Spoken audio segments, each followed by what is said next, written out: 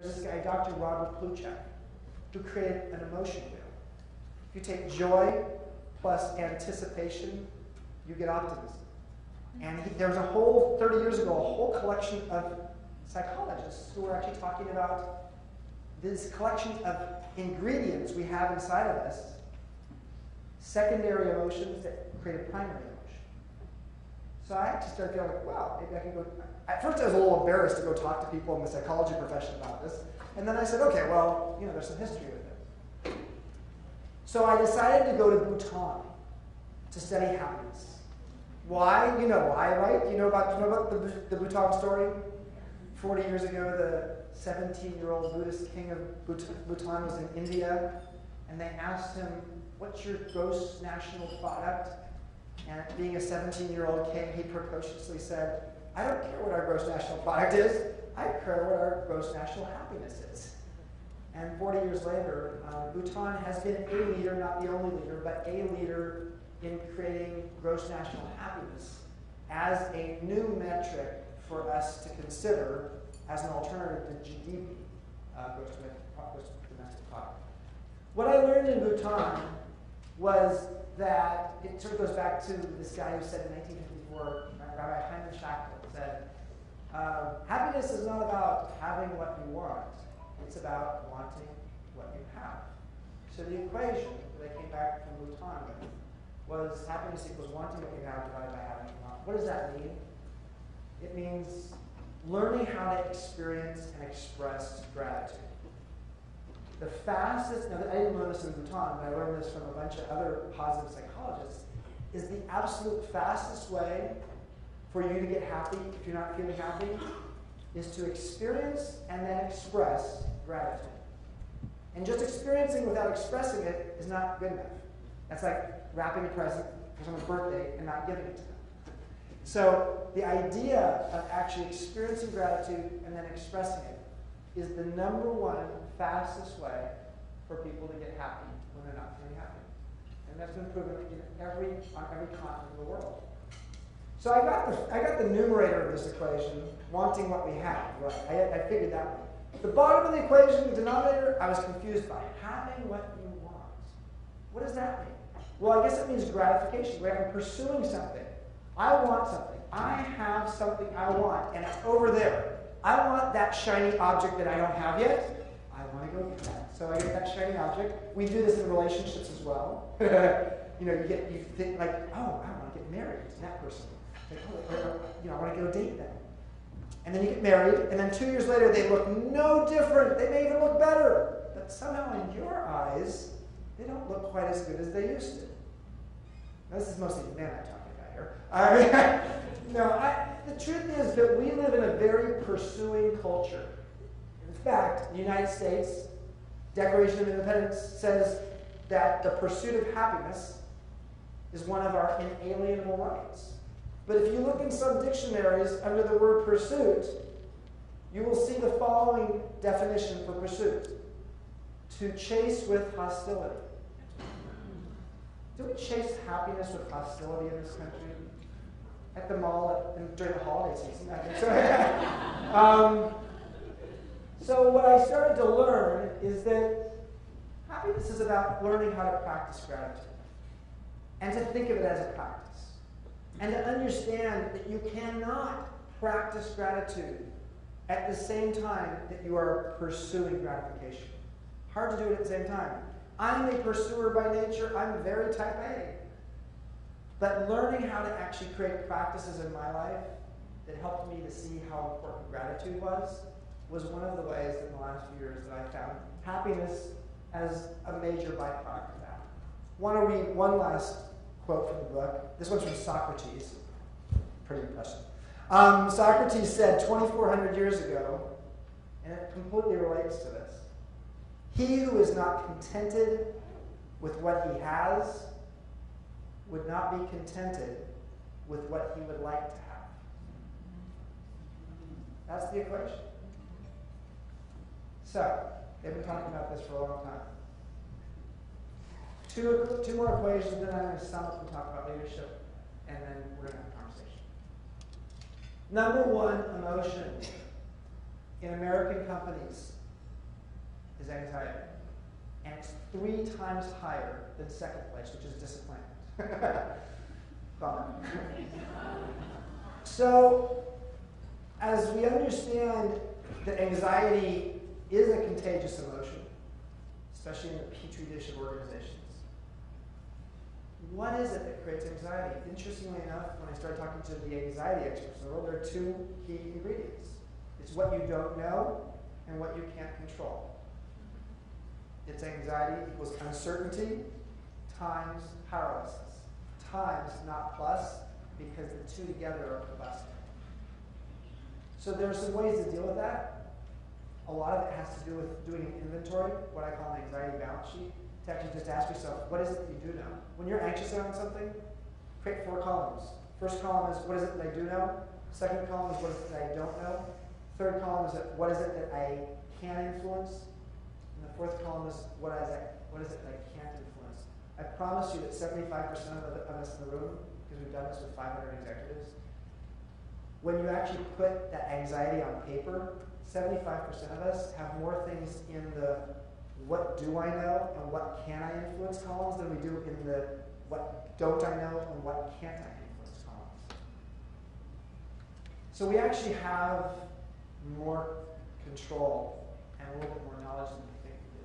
And for those of us who think we don't want to know, well, there's a really interesting study that was done about 15 years ago where they asked a group of people in a room, and I promise we're not going to do this with you tonight. They said, before you leave the room, you have 2 choices. You can either get an electric shock now that will be twice as painful, or you can get an electric shock randomly in the next 24 hours that's half as painful.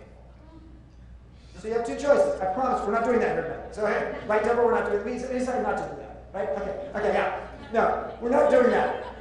So if you had a choice between having an electric shock now that's twice as painful, or an electric shock that's half as painful, but it's going to happen randomly when you don't know it in the next 24 hours, how many of you would choose the electric shock now? How many of you would choose the random shock half as painful? So there's about 50-50, maybe 60, 55, 45, 50. Average in the US is 2/3, 1/3. Most of us want to get it over with. Psychological pain is worse than physical pain for most of us. And what does this mean for us as leaders? It means that if you have to deliver bad news, please deliver it, package it, deliver it, and get it over with. Because if you don't do it, all you're doing is creating a contagious emotion of anxiety in your organization. This is one we just threw up there. Thank you. In the back. Patrick. Thriving. And the reason I put this one up here tonight is because I want to tell you a tool you can use in your organization starting tomorrow. Because here's the sad fact of many of us, including myself, is that the closer you get to me and my organization, the more I'm going to treat you like I'm going to treat myself, and that's pretty critical. And I want to go save the world, but I'm not very good about saving my relationships of those closest to me within my organization. And I'm not very good at raving about the people who are people who are like helping me closest to me. Barbara Fredrickson wrote a book called Positivity. Fascinating book. And she was able to show, with a lot of scientific evidence, that just like we know of a downward spiral that happens in life, there's also an upward spiral that can happen. And it's based upon a ratio of 3 to 1, of frequency of positive to negative.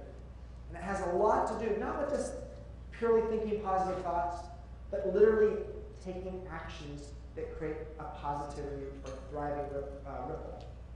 The thing I'd like to have you consider starting to do is something that we started doing 10 years ago that's been probably, of all the things we did in the last 10 years as a company, it was probably the most valuable thing we've done.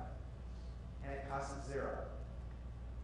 10 years ago, when we were at the worst of times, during the dot-com bust, I decided to say, we would have these executive committee meetings, top 15 executives of the company, sit down, 2-hour meeting on a Tuesday morning, and they were depressing, because all we were talking about was problem solving and getting through things. And we'd all leave the room sort of, I don't know, a little drenched, just like not in a good place.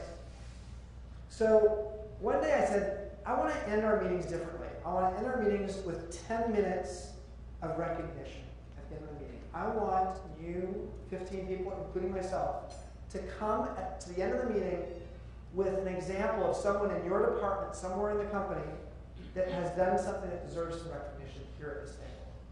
Now, the first week we did this, only 2 people raised their hands. But over time, people got used to it. So it could be the example of Joe, the vice president of operations raising his hand and saying, I want to recognize Joe for development at the Hotel Rex. The Hotel Rex has 1 elevator, 7 stories, and the elevator went down for 2 days. So what you need in a hotel when you have no elevator and 7 stories is lots of extra development. So he worked 16 days in a row, 2 days, 16 hours a day, 2 days in a row. So basically double shift, 2 days in a row. And of course he got paid overtime, and hopefully his boss said thank you. But the VP of operations for the whole company went and brought that story in. And then the VP of IT in the company raised his hand and said, I'll go say thank you to Joe. 3 things came out of this. And you can do this. And we now do it at every one of our hotels on a weekly basis at the executive committee level at individual hotels. 3 things came out of this. Number 1 is we ended our meeting on a positive note. In terms of the thriving, it's very easy when things are rough to get so wrapped up in what's not working that you forget about what is working. Number 1. Number 2 is, how did Joe feel after the head of IT for the whole company came and talked with him in person and said, thank you for doing what you did? Joe had a glow. And for the next 48 hours, whether it was with fellow employees or fellow customers, or when he went home that night, we don't realize in our companies how we affect the children and the families of those who work with us, especially if we're torturing them. So Joe went home that night, and instead of kicking the dog, he petted the dog. And his kids thought he was like, a god that night. So Joe felt good, and the ripple effect happened because of that. But thirdly, and this is actually the thing I didn't even expect to happen, was the fact that we had someone from a different department go say thank you to Joe meant that we built a relationship, especially at the worst of times. What happens during the worst of times economically? If you have a company that's of some size, you have silos. And operations blames sales, and sales blames marketing, and marketing blames accounting, and everybody blames HR. I'm sorry. The fact it was a different department meant that every single day we had people around the company going saying thank you to someone else from a different department. For 10 years we've been doing that. It's part of the reason we won a bunch of awards for the best places to work, and it's been really great. Let me summarize. I was a CEO. I was a chief executive officer for 24 years. When I went to Stanford Business School, there's a guy named Seth Godin. You may have heard of him. He's a marketing guru kind of guy, writes lots of books. He and I went to business school together. We were the 2 youngest guys in our business school class. And he was so clear he wanted to go be a writer when he grew up. I wasn't so clear I wanted to be a writer. I thought someday I wanted to be an entrepreneur and start my own company and be a CEO. And so Seth, at age 20, when we were both 23 years old, he said to me, what do you have to do to be a CEO someday? This is our 2nd year of business school. We wrote a book together at 2nd year of business school. And I said, I think to be a CEO, you have to be a superhuman. Meaning, you got to be the smartest person in the room. You have to be charming. You have to be a whiz kid at numbers. You have to be able to jump tall buildings in a single bound. And after being a CEO for 24 years, what's become painfully clear to me is that the best leaders, not just CEOs, the best leaders aren't superhuman. They're just super humans. And they understand what it means to be human. And they understand what it means to show up and be a chief emotions officer. And that's my definition of what CEO means in today's world. In today's world where we're no longer so mechanistic and command and control in how we operate. You have to create an environment where people want to be there. So 3 key final facts before we open it up for a conversation. If some of you are doubting me here today, and I'm sure some of you are, thinking, who is that guy who showed up there in front of the room? Listen to Daniel Goleman. 17 years ago, he wrote a quite famous book called Emotional Intelligence. He's written a bunch of books since then, and I feel so lucky he helped me a lot with my book. He has a cover quote big fan of what I was trying to do here, trying to make emotional intelligence practical to leaders. Well, 17 years ago, he proved that 2/3 of the success of business leaders has to do with our EQ, and only 1/3 has to do with our IQ or our level of experience in the work. Secondly, very smart man there, right? Sort of a different look for him there. Matt Lieberman's a neuroscientist at UCLA, and what he's been able to prove is the following, is that when we make decisions as leaders, or just decisions in life, from that emotionally reactive place, that emotionally reactive, not the responsive place that Frank was talking about, but the emotionally reactive place, when we make decisions from that place, we're using 10 to 15 less IQ points because we're doing it from the amygdala, the base of our brain, the caveman part of our brain, as opposed to the prefrontal cortex. And for some of us in the room, we cannot afford to lose 10 to 15 IQ points when we're making decisions. So we'll let us decide who that is. But what Matt Lieberman has shown is the following. You're feeling a negative emotion. If you just even say to yourself, you can say it under your breath, you don't have to say it anywhere else, I feel anxious right now. I feel angry right now. I feel jealous. I feel disappointed. Just the act of saying the emotion you're feeling takes you from the amygdala, the fight or flight part of the brain, to the prefrontal cortex and restores 10 to 15 IQ points. Now, what he also believes is by actually understanding the equation that goes with it, takes you even further. So understanding what emotions we're feeling and being able to label it, really critical. Finally, the pond theory. You know, a pond is only as good as a little piece of the pond. And if a little piece of the pond starts getting polluted, the rest of the pond gets polluted pretty quickly. That's how emotions could go in a relation, in an organization. When an organization is falling apart and starting to get polluted with lots of negative emotions, it's contagious. And it's just as contagious as the flu. So, the most neglected fact in business is something that's so damn obvious, and yet we forget it so much. And it's just that we're all human. And we learn how to write, I learned how to drive a car at Long Beach Poly High School. I learned how to work a computer when I went to college. I never was taught my emotions. I never was taught how to understand what was percolating inside of me. Leaders are the emotional thermostats of the groups that they lead. Proven in many different studies. 50 to 70% of how a work group feels about the group comes back to how they think the leader feels about the group and how they feel about the leader. So where you set your emotions, and during the dot-com bust, I set my emotions high. During this most recent downturn, until I figured out my own emotions, I was a terrible leader in 2008. Until I figured out how to turn it around. So, if we understand that as leaders, that we influence the culture of our organization because we're role models, then if you believe Tony Hsieh from Zappos, who wrote the book Delivering Happiness, that your culture is your brand, well, if a leader influences a culture, and if your culture is your brand, we as leaders have an enormous impact on the brand reputation of the companies that we lead. To sum up, I'm so lucky. One of the most lucky things I've had in the last few years is to get to know and become quite close with a guy named Mahaly Csikszentmihalyi, who wrote a book called Flow in 1990. He said long ago, when I first started to get to know him, he said the following, so relevant to SVN, and so relevant to our responsibility as leaders and role models.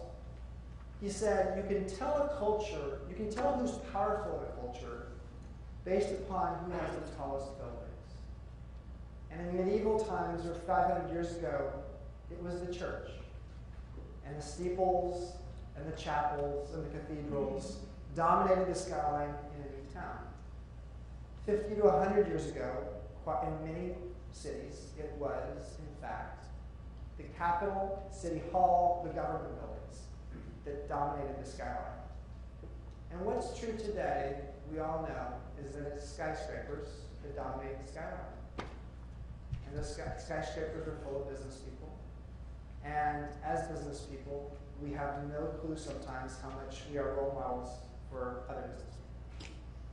And my final thought is that in the process of saving the world, please give some attention to how you focus on your own emotions. Save yourself. Save those around you. Create a healthy pond within your workplace. Because frankly, going out and saving the world but not creating a healthy pond right around you. I talked with enough executives who sort of look back on their life and they laugh at it, but they're very sad about it too. So I wish you all the best. And now let's open it up for conversation. Thank you.